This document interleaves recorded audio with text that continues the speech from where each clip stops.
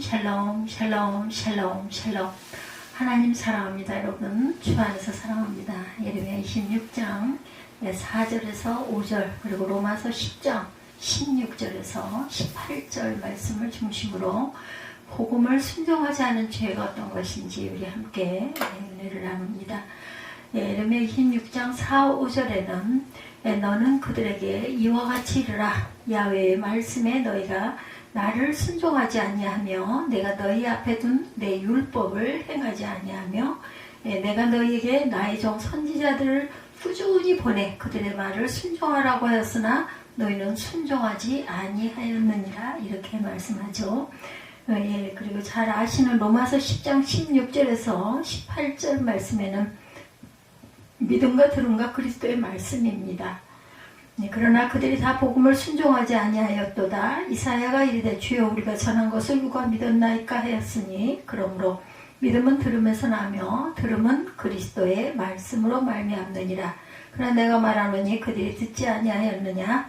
그렇지 아니하니 그 소리가 온 땅에 퍼졌고 그 말씀이 땅 끝까지 이르렀도다 하였느니라. 이렇게 말씀하고 있어요. 들음은 어디서요? 그리스도의 말씀으로 말미암느니라. 이렇게 말씀합니다. 그래서 오늘 26장 4, 5절 이하에 보면은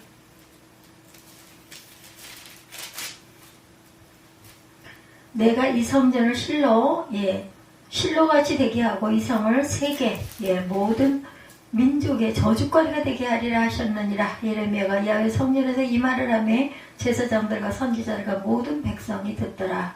8절입니다. 예레미야가 야훼께서 명령하신 말씀을 모든 백성에게 전하기를 마침에 제사장들과 선지자들과 모든 백성이 그를 붙잡고 이르되 내가 반드시 죽어야 하리라. 이렇게 예레미야가 하나님 말씀을 그대로 전했는데 그를 죽이려고 하는 이런 사건이 그 이후에 펼쳐집니다. 그래서 그리스도의 말씀이 들음에서 일어난다. 여러분들 대구 사과는 한때 이름이 날릴 만큼 아주 유명한 사과죠. 근데 요즘은 온난화로 인해서 대구에는 사과 생산이 잘 안 된다고 합니다.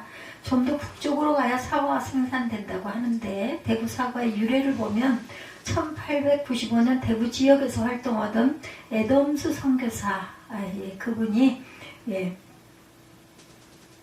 고향에서 안식년을 보내고 돌아오면서 사과 씨를 가지고 왔다고 그래요. 그는 와서 씨를 심고 물을 주고 보살펴서 처음엔 선교사의 집에서 재배하던 사과나무였는데 대구 지역에 확산이 됐다고 합니다. 씨를 심고 물을 주고 가꾸는 것은 맛있는 사과를 먹을 수 있는 비결이죠. 열매를 맺으려면 이런 노력이 필요합니다. 그리고 이런 노력으로 나무는 점점 번식하게 되죠. 씨를 심지 않고 씨가 땅에 떨어지지만 뿌리가 내리지 못하고 씨가 발아에도 가꾸지 않으면 사과 당연히 먹지 못하게 되죠. 예수께서 말씀하신 씨 뿌리는 자의 비유에는 길가에 떨어진 씨, 또한 돌밭에 떨어진 씨, 가시떨기에 떨어진 씨, 그리고 옥토에 떨어진 씨가 있어요. 똑같은 씨인데 어디에 떨어지느냐에 따라서 열매를 맺기도 하고 맺지 못하기도 합니다. 가시떨기에 떨어진 씨는 말씀은 들으나 세상에 염려와 유혹 때문에 결실하지 못하는 거죠. 사람들이 들은 대로 실천만 한다면 세상은 엄청나게 훌륭해질 것입니다. 세상에서 살면서 필요한 것은 초등학교만 나와도 배워요. 신호등 빨간불이 지나가지 말고 서로 싸우지 말라는 것은 초등학교 입학하기 전에 이미 다 아는 것들입니다. 듣는 대로 실천만 한다면 좋은 교회가 될 것이다. 초신자들이 배우는 기본만 알아도 멋진 그리스도인이 될 수가 있어요. 서로 사랑하라, 의롭게 살라, 거짓말하지 말라 이런 말은 누구나 다 알고 있지만 실천하지 않아서 문제가 됩니다. 산상수훈의 결론을 보면 말씀을 행하는 사람은 반석 위에 집을 세우는 사람과 같다 이렇게 말하죠. 그리고 듣고 행하지 않는 사람은 모래 위에 집을 세우는 것 같다고 말합니다.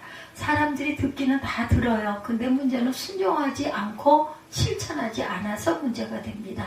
이사야 42장 20절에 내가 많은 것을 볼지라도 유의하지 아니하며 귀가 열려 있을지라도 듣지 아니하는도다 이렇게 말씀하세요. 듣는 것을 의지할 필요, 의지가 필요해요. 듣는 것에는 의지가 필요하다. 귀가 열려있다고 다 듣는 것이 아니기 때문이에요. 눈과는 달리 귀에는 눈꺼풀이 없죠. 예, 늘 열려 있습니다. 그러나 의지가 없이는 안 들린다라는 거예요. 예, 귀에는 꺼풀이 없어요. 그렇죠? 예, 그래서 늘 열려 있으나 의지가 없이는 들리지를 않는다. 순종한다는 말은 듣다라는 라틴어 audio라는 말에서 나온 귀 기울이다라는 말, 옵 아우디레에서 유래되었다고 합니다. 옵 아우디레. 의지 없이는 들리지 않고 귀를 기울이지 않고는 순종할 수가 없다. 순종이란 오랜 의지에서 나오는 그런 것입니다. 불신자들은 흔히 그리스도인들이 의무감이나 죄의식 또는 형벌에 대한 두려움 때문에 하나님께 순종한다 이렇게 생각해요. 그러나 사실은 그 반대입니다. 우리는 용서받았고 형벌에서 자유로워졌기 때문에 사랑으로 순종합니다. 부모님에게 의무감으로 여러분들 순종합니까? 무서워서 순종하십니까? 이런 순종은 참 순종이 아니죠. 존경과 사랑과 은혜 때문에 순종해야 참 순종이 될 수가 있다. 의무감이나 무서움 때문에 순종한다면 그것은 순종이 아니고 굴종이라고 할 수가 있겠죠. 바울은 복음을 수없이 외쳤지만 복음을 듣지 않고 믿지 아니한 사람에 대한 안타까움을 토로합니다. 예, 듣지도 않고 믿지 아니한 사람에 대한 안타까움. 믿음은 들으면서 나는데 듣지 않음으로 믿음이 자라지를 않는다. 오늘 로마서 말씀이죠. 하나님의 말씀을 잘 듣는 스펀지 같은 말씀을 잘 빨아들이는 마음밭이 옥토인 말씀의 사람들이 되어서 복음으로 서는 그리스도인들이 되겠죠. 그런 그리스도인들이 되시는 저와 여러분 되시기 바랍니다. 그래서 오늘 함께 우리가 묵상하려고 한 로마서 10장 16절에 그러나 그들이 다 복음을 순종하지 아니하였도다. 이르되 주여 우리가 전한 것을 누가 믿었나이까 하였느냐라고 말하고 있어요. 하나님의 특별한 사랑과 선택을 받은 유대인들이 가장 잘 믿어야 할 사람들인데도 불구하고 복음을 믿지 않고 있음을 바울은 이렇게 안타까워합니다. 이사야가 이르되 주여 우리가 전한 것을 누가 믿었나이까 하였으니 예수께서 이런 일에 탄식하셨어요. 가장 하나님을 잘 믿어야 할 유대인이 순종하지 않았어요. 이런 예수님의 마음은 두 아들의 비유에서 나타납니다. 아버지가 포도원에 들어가서 일하라고 했는데 큰아들은 가겠소이다 하긴 했지만 가지 않았고 둘째 아들은 가지 않겠다고 했지만 뉘우치고 갔어요. 큰아들이란 바리새인들을 말합니다. 이런 예수님의 마음은 탕자의 비유에도 잘 나타나요. 큰아들은 내가 여러 해 아버지를 섬겨 명을 어김이 없거느리라고 하면서 문자적으로는 율법을 잘 지켰지만 아버지의 마음을 이해하지 못한 사람이었죠. 큰아들은 바리새인을 말하고 있습니다. 가장 사랑을 많이 받은 자들이 하나님께 불순종하였다. 바울은 이사야 53장 1절을 인용해서 우리가 전한 것을 누가 믿었느냐? 야훼 팔이 누구에게 나타났느냐라고 이렇게 말합니다.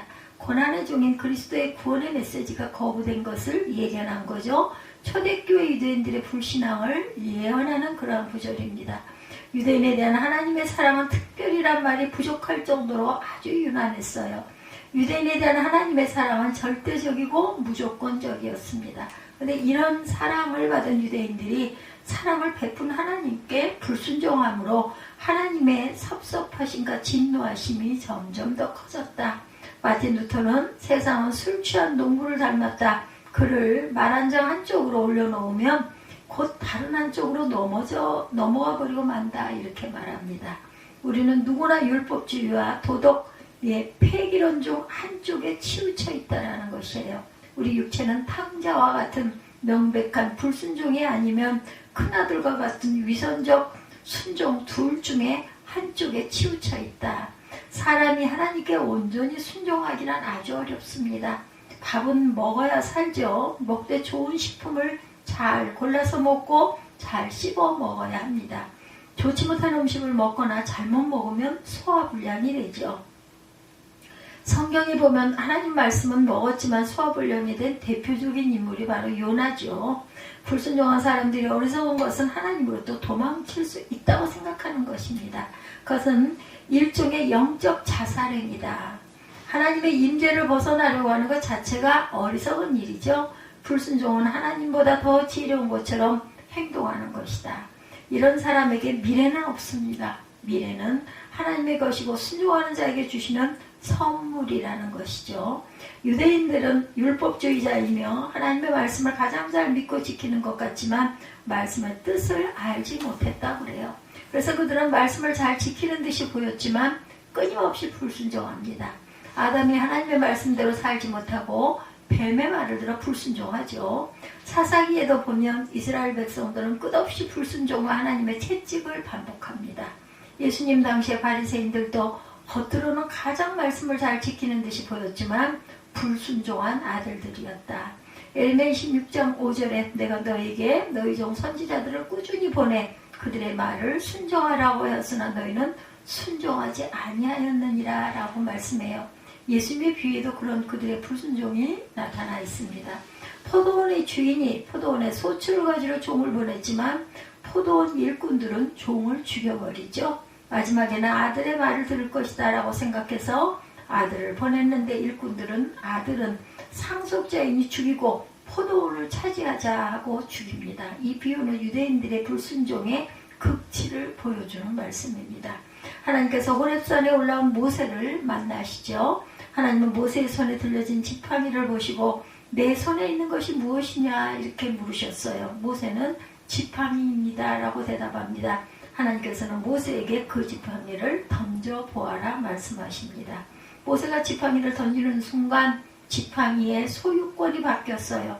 모세의 손에 들려진 모세의 지팡이가 아니라 하나님의 지팡이가 되죠.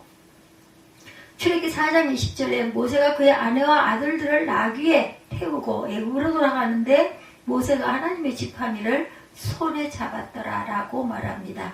나의 판단, 나의 고집을 내려놓고 말씀을 듣고 순종하면 예상치 못한 놀라운 상급이 주어집니다. 수도사들은 수도원에 들어갈 때 3가지 서원을 하고 평생을 헌신하게 합니다. 가난, 순결, 순종. 중세 대신학자 토마스 아퀴나스는 수도 서원 가운데 가장 중요하고도 어려운 것을 순종이다 이렇게 말했습니다. 왜냐하면 순종을 위해서는 인간의 의지, 의향, 생각 등을 하나님께 온전히 바쳐야 하기 때문이다. 수도사들에게 순종이란 2가지 의미를 가지고 있는데 하나는 하나님께 순종하는 것, 둘째는 수도원장에게 순종하는 것입니다. 수도원장은 선출하는 것이 아니라 가장 나이가 많고 경륜이 깊은 수도사가 되는 것인데 수도사들은 철저하게 수도원장에게 순종하며 삽니다.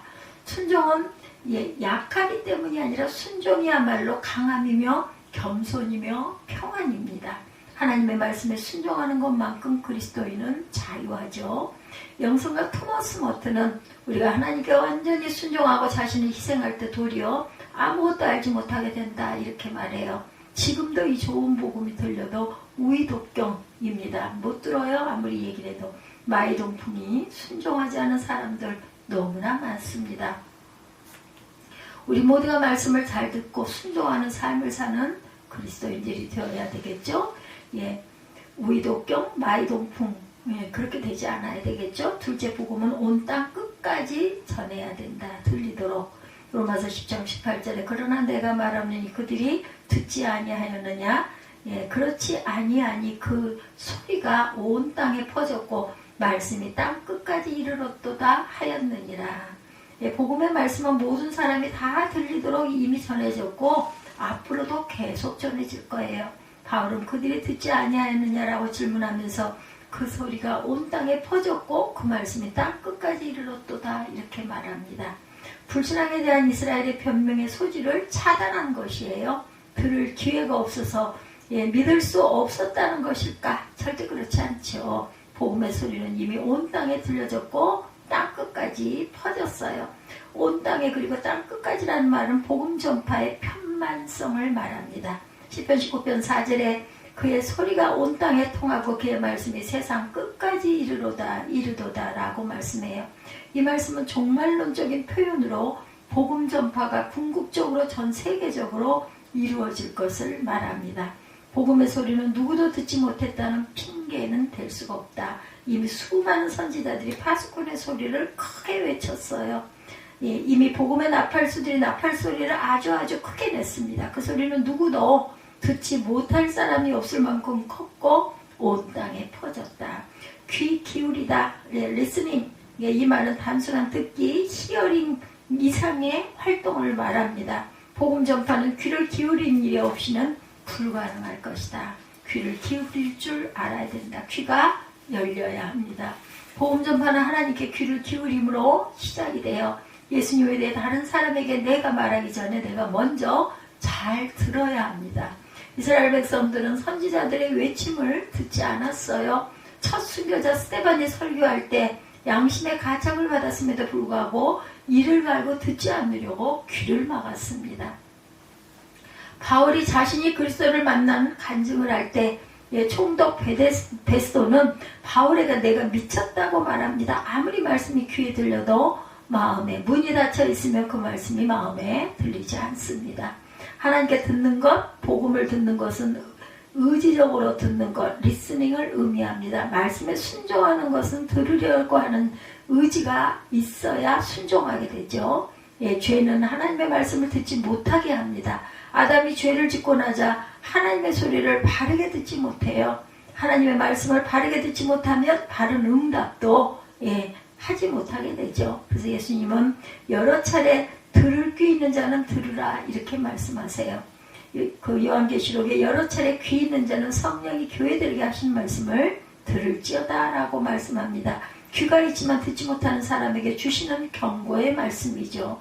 들음은 중요한 신앙의 조건이며 신앙의 기본이기도 합니다. 교회를 세우는 든든한 신앙은 들음에서 나온다. 로마서 10장 17절에 그러므로 믿음은 들음에서 나며 들음은 그리스도의 말씀으로 말미암느니라. 사무엘상 15장 22절에 순종이 제사보다 낫고 듣는 것이 수양의 기름보다 나으니 이렇게 말씀하죠. 전도서 5장 1절에도 가까이 하여 말씀을 듣는 것이 우매자의 제사 드리는 것보다 낫다라고 말씀합니다. 성경은 한결같이 제사의 제물보다 듣는 것이 더 가치가 있다고 얘기하고 있어요. 요한복음 5장 24절에 진실로 진실로 내가 네게 이르노니 내 말을 듣고 또 나 보내신 이를 믿는 자는 영생을 얻었고 심판에 이르지 아니하나니 사망에서 생명으로 옮겼느니라 말합니다. 들음은 구원의 도리이다. 그래서 많이 들어야 돼요. 듣고 잊어버려도 또 듣고 또 듣고 또 듣고 또 들어야 합니다. 그래야 구원을 이루고 신앙이 성숙하게 되고 모든 면에서 자라가게 된다. 테레사 수녀는 그녀의 책에 기도는 듣는 것이다 라고 말합니다. 기도는 말하는 것이 아니라 하나님의 말씀을 듣는 것이라고 정의합니다. 저희 경험으로 설교도 마찬가지입니다. 설교는 말하는 것이 아니라 말을 듣는 것이다 입니다.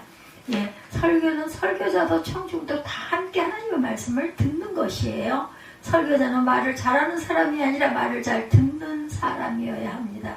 말을 잘 듣지 못하면 자기 말만 하게 되고 자기 말만 하게 되면 설교가 아니죠. 우리 교단에 영롱교회라는 청각장애인 교회가 있다고 그러죠. 원래 농아교회인데 줄여서 영롱교회라 이렇게 부른다고 합니다. 그 교회 목사님이 한 번은 우린 농인인지 농아인이 아닙니다 이렇게 말을 했다고 그래요. 농인이지 농아인이 아니다. 청각장애인들은 듣지 못해서 그러지 말을 못하는 것이 아니라는 말이에요. 그들도 말을 합니다. 근데 다른 사람들이 그 말을 알아듣기가 힘이 든 거죠. 결국 말을 못 알아들으니 말을 못하게 되는 것이라는 거예요. 말을 잘하기 위해서는 말을 잘 들어야 돼요. 하나님의 말씀을 잘 듣는 사람이 기도도 잘하는 사람입니다. 영적 사람의 표시는 말씀을 잘 듣고 그 말씀을 잘 전하는 것이라는 거죠. 여러분은 켄터키 프라이드 치킨 그 체인점 이야기 잘 아시죠? KFC는 50년 전 커넬 샌더스라는 분에 의해서 설립된 체인점입니다. 잘 아시듯이. 그는 버리는 사업마다 망해서 낙심과 절망에 빠져 있었다고 그러죠. 설상가상으로 그의 아들마저 죽어서 큰 충격에 빠져서 65세 정신병을 얻어 자신의 처지를 비관하고 죽으려고 밤늦게 집을 나서요. 근데 어디선가 찬송 소리가 들렸다고 그러죠. 너 근심 걱정 말아라 주 너를 지키리. 늙은 부인이 부르는 찬송가 소리였다고 합니다. 그럼 그 자리에 꿇어앉아 하나님께 기도했다고 그래요. 이곳에도 계시는군요. 평생 예수를 예수님 없이 돈을 벌려고 이렇게 되고 말았습니다. 주님을 멀리 떠난 이 죄인을 용서하여 주소서. 불쌍히 여겨주소서. 갑자기 자신의 정신이 맑아짐을 느꼈다고 합니다. 그리고 그를 진단한 병원에 가서 검진을 받았더니 의사는 그의 정신병이 완치되었다 이렇게 판정을 합니다. 그 후 그는 진실한 크리스찬의 신앙생활을 하게 돼요.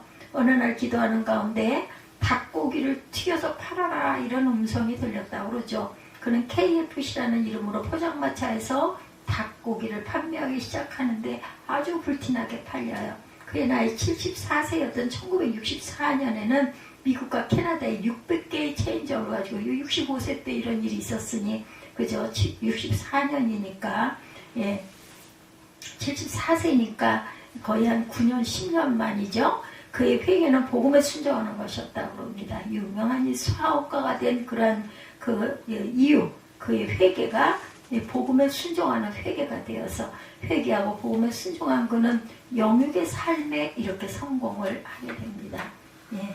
영적으로 거듭나고 충만해지니 육적인 모든 일이 이렇게 아름답게 이루어졌다.